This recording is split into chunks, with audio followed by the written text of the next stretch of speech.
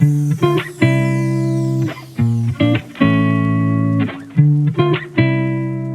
it's old age. There he is. Hey, good to Oh, see you, Jason. how good! It's great. We only see each other at festivals, so we should have more of these just so we can hang out, Matt. Yeah, or we should just like hang out. Just get on a plane, come to New York City. Come What are you on, waiting for? man. Yeah, no, not anymore, man. Not anymore. Not anymore. Too soon, man. Too soon. Can I just say I love the title of your presentation, and I want to say it out loud if you don't mind, because I know you're a Yeah, go ahead. It's kind of a you're a mouth. marathon runner, and you're seriously an inspiration to me. So the title of the Thanks, talk man. is "The Conversational AI Journey." See, I'm giving you the cough now. Oh no, maybe it's contagious through the thing. It's Yeah, a yeah. marathon. I think so. Marathon running is a sickness. Don't do it. Don't do it. The conversational AI journey, it's a marathon, not a sprint. So chill the fuck out. I can say that. We're on cable TV, right? Wait, we can actually say it? Who cares? The network is probably going to cancel it. They're going to cut it out in post, but we're rebels. Oh man, what? Okay, well, I hope Hans doesn't like fire us or anything. I hope not. Well, take it away. I don't want to take any more of your time, Matt. All right. The stage is all yours, my friend. Okay, and let me go ahead and share my screen here, if I can. I have multiple screens. Let me make sure I share the right one. All right, I think we are all set. All right, so yes, as Jason said, this conversation, the title of this talk is Conversational AI is a marathon, not a sprint. So chill out.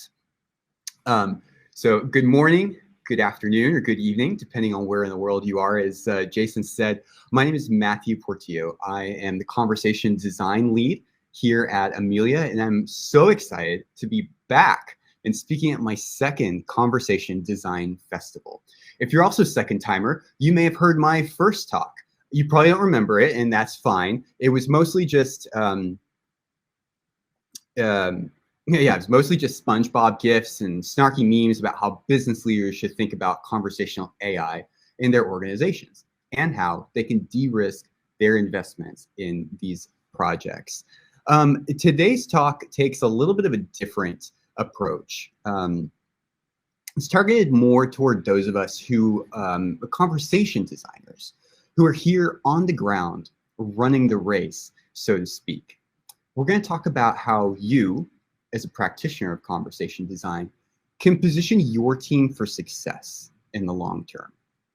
We're going to talk today about managing expectations. We're going to talk about managing energy. We're going to talk about taking a mature, outcomes-focused view of the conversational AI journey. And as my boss, Josh Schechter, would tell you, yes, this conversational AI stuff is absolutely a journey. Whatever you're working on, whoever you're working with, your conversational AI project, yes, yours, is a big undertaking. I don't care who tells you otherwise. You're going to be here for a while. So welcome and get comfortable. All right, I'm going to pivot here and go back a little bit to my own story. I've been doing conversational AI for 4 years now. Great experience, learned a lot.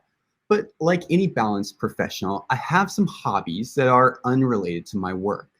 It's something that I recommend for everyone. Me, I'm a runner, and I'm also a member of a local club here called Brooklyn Track Club. Physically, mentally, and socially, running is a tremendously positive outlet in my life. I hope that you have something similar in your life. Anyway, about 2 years ago, back when Hans and I both had short hair, and maybe Jason, you too, one of my teammates, Emily, she's the fast one in front here that I'm struggling to keep up with. She encouraged me to sign up and train for a marathon, which I'd never done before. As you probably guessed from the title of this talk, yeah, I listened to Emily, and I signed up for the New York City Marathon, which I finally got to run here just 3 weeks ago on November 7th.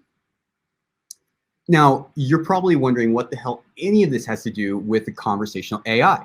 And don't worry, I didn't see any connection either until about the last few weeks leading up to my race, mid-October. So stick with me for a minute. So at this point, a month and a half ago, I'd never run a marathon before. If you don't know, a marathon is 26.2 miles or 42 kilometers, same thing. I had done a lot of short races, and at this point, some are full of long distance training. But I had zero experience with racing anything close to this distance. I just know enough to know that this race will destroy me if I go in without a plan for pacing myself. So I go to my coach, Steve Finley, and I say, yo, coach, this is new to me. What should my strategy be here? Coach says, chill the fuck out. I say, what? He says, look, marathon strategy, simple. For the first 18 miles, just chill the fuck out. The energy of the crowd is going to excite everybody. People are going to pass you at the beginning, but you don't get fazed by it. You run your race. You'll catch up to those fast starters in the last 8 miles. As a coach, Finley knows that during a long, sustained effort, you have to be clear-eyed about the road ahead of you. Realistic goals and disciplined execution put you on track to an outcome you'll be proud of. Otherwise, what happens? Well, you get excited, things are looking and feeling great. You get confident. It goes to your head a little bit. You start going faster. And that's when a runner's heart rate goes up. Too high, too fast. Around mile 18 or so, that runner hits a wall. And that's why most marathoners' pace graphs look like this. Pretty good beginning, then crash. Doing pretty good to the halfway mark, and then crash. Slow, speed up, and then, crash. These runners didn't effectively manage their energy and their effort. And for a lot of them, it was the difference between achieving the outcome they wanted or falling short of it. Of course, not everyone knows and appreciates how this works, least of all the spectators who are lined up along the first 8 miles of the course. They're just cheering. They're telling you, yo, you're doing great, but hey, run faster. Catch that gal in front of you. Don't let that guy pass you. They mean well, but they don't know or care about the strategy that you're trying to execute. They're just out there making noise, getting invested, and whenever there are some runners out there in front of them. So as I started my race and ran those 26 miles, I thought more than once about how similar this marathon was to the conversation AI journey. See, as practitioners in this space, we're kind of like newbie marathoners. We're on this really long journey, and not many of us feel 100% confident yet in what we're doing, even though we have the qualifications. We've put in the work to be here. Lots of people inside our organizations are suddenly interested and invested in what we're doing, and a lot of them have big opinions about how our project should go. If any of this feels slightly familiar to you, great. You're in the right place. And you found a good community of supportive friends. For the rest of this talk, we're going to look at 3 of what I'll call the got too excited mistakes that conversational AI teams commonly make.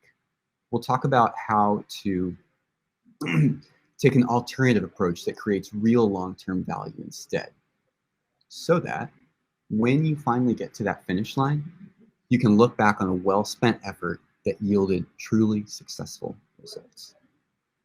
All right, got too excited mistake number 1, proceeding with low value use cases. Often when an organization funds a conversational AI initiative, business leaders are eager to prove value by showing some quick wins. One of the ways I see this play out is in the use case selection process.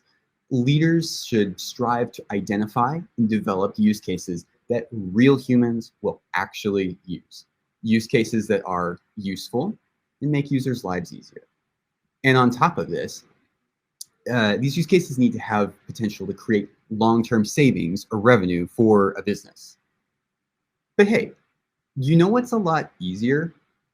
Just developing a dozen or so FAQs and rolling them out to users with the idea that, yeah, you'll deal with that more complex and valuable use case stuff later on. The problem, of course, is that users rarely have a single one-off question. Unlike end-to-end use cases with robust integrations, things like that, simple FAQs just don't address what users really need. This causes poor user satisfaction. And if you launch some stuff that just frustrates users and doesn't offer value, executives are going to lose interest and cut the funding on that pretty quick. Not a great outcome. You might be laughing at this point and wondering what kind of team makes this mistake. Well, one's led by unimaginative business leaders who are too excited to build just anything in the first 2 sprints, demo the outputs, and get a pat on the back from some executive who doesn't really understand AI. Just like the runner who runs his fastest 10 kilometers, who runs his fastest in the first 10 kilometers because that's where his friends are spectating, the conversational AI teams who rush to show quick, silly progress aren't positioning themselves for strong outcomes in the long term. It's as bad a strategy for chatbot teams as it is for marathoners. So, what's the smart strategic alternative? First off, chill. There's no rule that says executives have to see a working demo a month after a project starts. A minute ago, I mentioned the use cases that real humans will actually use. Ones that are useful, make users' lives easier, and create some business value. But have no illusions here. This is hard work. Investigating potential use cases takes time, energy, sharp team. And then, once you've got those use cases identified, it takes time to build integrations into data systems and conscientiously design an intuitive handling so that chatbot or voice assistant can actually resolve user needs. The beginning of your project won't be flashy and glamorous, and that's okay. The end will be. Much like that runner who blocks out the early crowds, stays disciplined in her pacing, accelerates through the second half of her race, and crushes her goal, the team will amaze executives in the end. The digital assistant that really helps users. It has a real business impact. All right, got too excited. Mistake number 2, starting development too quickly. In case you haven't noticed, the platforms for building chatbots and voice assistants have gotten pretty advanced. Many now require little to no coding, and their marketing teams are running campaigns about time to value and helping you launch a chatbot in 30 minutes, et cetera, et cetera, et cetera. The thing is, this marketing fluff isn't actually all that fluffy anymore. You can put together a functional use case in under an hour. There are even some plug and play APIs out there. You can connect into your organization's own data systems. These platforms make it pretty easy to get started. In fact, they're making it a little too easy to get started, especially for people who are, shall we say, a little too excited to sprint ahead and skip some steps, like conversation design, proper NLU architecture. See, the problem with being able to build so quickly and easily is that you can build the very first idea that comes to your mind without really fleshing it out. Everyone here has done some sort of brainstorming exercise. How often is your first idea your best idea? Pretty much never. There's always room for improvement. If you rush to development just because the platform makes it easy to do that, you're going to have a use case that users might find confusing, frustrating, or just unuseful. These design mistakes compound upon themselves, and the experience gets worse and worse as the user gets further in. Ugh, yikes. So what's the smart strategic alternative? First off, chill. Low code and no code platforms are cool, yes, but they're not here to help you skip steps. Think of them as a fancy pair of running shoes, right? Like, yeah, they can help you be a little bit faster, but if you don't do the fundamental work, like, it doesn't matter anyway. So regardless of how sophisticated your platform is, make sure you're conscientiously designing your use cases. Regardless of what path the user follows through the conversation, it should never It should never be unintuitive. It should always have concise language. It should have an intuitive sequence, a clear resolution. It doesn't leave the user wondering, what next? And please don't leave this to chance. Don't just design in a flow diagram. Mock up your conversations in a real back and forth chat format. Read them aloud. Make sure they make sense.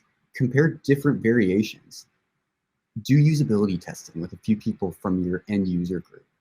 Solicit honest feedback. This is going to really help you refine your use case and maximize adoption after launch. Now, be ready. Certain stakeholders are going to complain your design process is taking too long. But like the smart runner in the first half of the marathon, keep calm. Ignore the roar of the crowd. You know what the strategy needs to be. And soon enough, it'll be apparent that you were wise to hold your ground. Because to the extent that you validate designs early, you'll secure your success down the road. All right, got too excited. Mistake number 3. Last one for today. The here today, gone tomorrow, disappearing design team. Some organizations are fairly design forward. We love that. They're eager to put design resources into a conversational AI project. Great. The problem is they assign traditional UX designers and content strategists who don't yet have strong experience specifically in conversation design. They get really excited about producing a set of user personas and style guidelines, which are tremendously valuable artifacts, don't get me wrong. But sometimes they aren't as excited or prepared to actually design the conversations. And hey, this is understandable. Conversation design is a newish branch of design. Finding capable, confident practitioners can be hard. But what's not acceptable is for UX designers and content strategists to just hand off their artifacts to a PM or developer and then leave the project. Those people generally aren't well equipped to be the stewards of design. So what's the smart strategic alternative? First off, you guessed it, chill. Just because the fun part is behind us doesn't mean we're done. No dropping out of the marathon. There might be no dedicated conversation designer, but hey, traditional UXers and content writers can actually step in and do a really good job of designing a conversational use case. One thing I'd recommend is for these acting conversation designers, whoever they are, to take a course in conversation design. Do you know any organizations out there that offer a course like that? Of course you do. One of the best courses that's out there is offered by the good folks at Conversation Design Institute. In case you missed it, they're the ones hosting this conference, so you're in luck. Any course you take is going to require some time, but the investment is well worth it, I promise.